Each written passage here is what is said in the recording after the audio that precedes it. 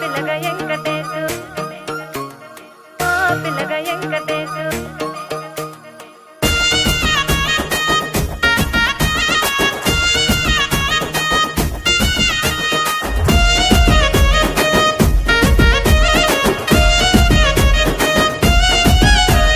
సిద్ధిరాల మనసు నాది చిన్నగా పోతుంటావో చూడక పోతుంటావో ఇంట్లో చిన్నదాన్ని నేను సిద్ధిరాల దాన్ని దోసి